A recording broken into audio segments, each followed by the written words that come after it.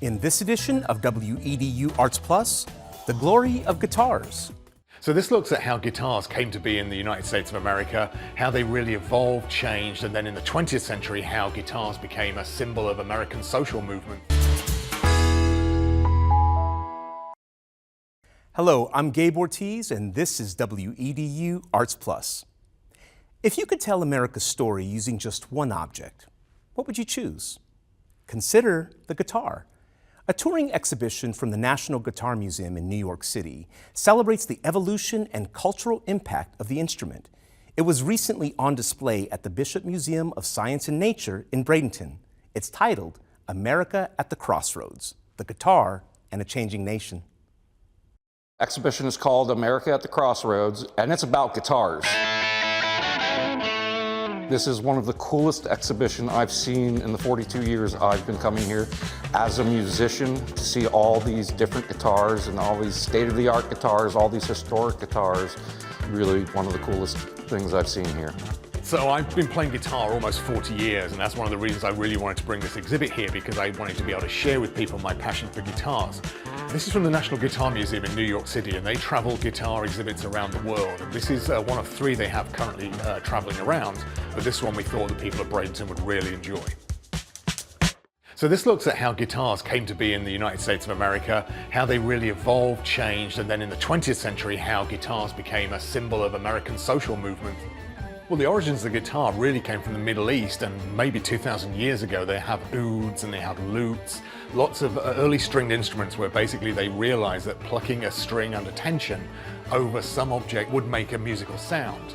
By the time we get to the 1500s, you start to see what look like guitars today, just a lot smaller and a slightly different shape, but they're very, very similar.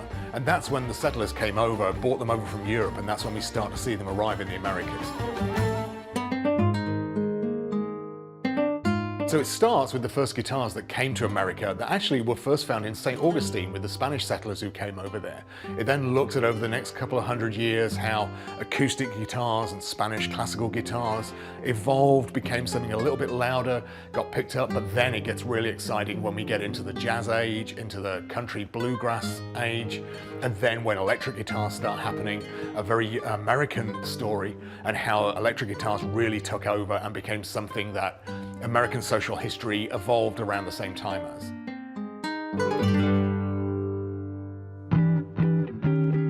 Well, you get the Martin Company up in Pennsylvania. They develop a way to make guitars stronger, which makes them bigger and makes them louder, but still have a great tone.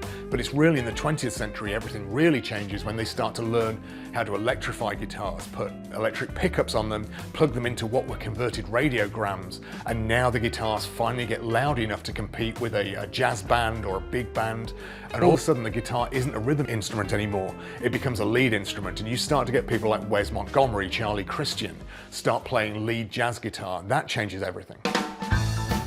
So what happened after World War II is American society really started to evolve, and people had a lot more leisure time, people started to have money again, and Americans wanted to go out and dance and hear live music. So the auditoriums the bands would be playing got larger. That meant the guitars had to get louder. I definitely think it's an absolute collaboration, because it's the needs of the guitar players versus what the manufacturers are putting together. So the Telecaster and the Stratocaster, made by Fender, is a perfect example. They're only a few years apart in their production, but Fender took the advice from the musicians and put all that advice and work into the Fender Stratocaster, and now that's the most popular electric guitar to this day. Every type of movement needs a new guitar, and that's one of the things we look at here in the exhibit, is you have the guitars that made rock and roll, you have the guitars that made jazz, you have the guitars that made country, western, and bluegrass. But then later on in the exhibit, you get into things like Eddie Van Halen's Frankenstrat guitar that became a symbol of heavy metal. Particularly, one of the most interesting objects we have is a guitar designed by Annie Clark of St. Vincent. And that was, by the Ernie Ball Music Man Company, the first time a female artist actually designed a guitar from the ground up. Before then, women had played the same guitars as men, but quite often had problems with the scale lengths being big, the bodies being big. And this was the first time a female artist actually designed a guitar to be based around a woman's body.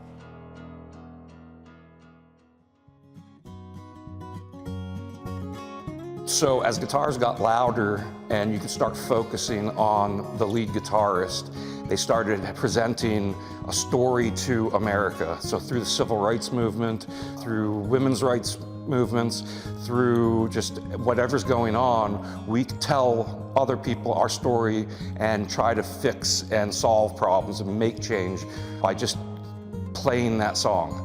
But how emotional do you get when you hear that favorite song of yours and it makes you want to act on something?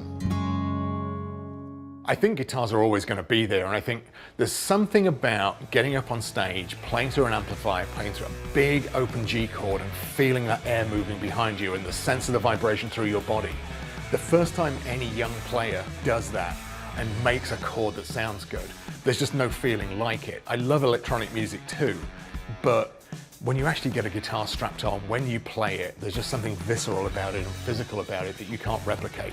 And there'll always be a place for people playing those big loud chords through big amplifiers and getting that feeling and what that invokes in an audience. It's the loudest. All the other instruments, they can only go so far. But with amplification, the electric guitar can outplay anything, and that's why it takes the spotlight when you're going to concerts. It's bold, but it's very expressive.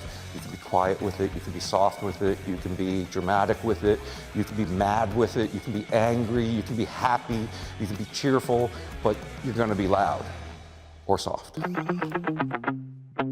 I think there's lots to take away from this exhibit. I think if you like music, you get a chance to see the guitars up close that your favorite musicians have played. If you play guitar, you get to see some guitars here that maybe you've never seen before, which is my experience with this exhibit. But what I would love people to take away is understand what a really amazing American story the electric guitar was particularly, and I would love it if people went away and thought, you know what, I'm going to give that a go.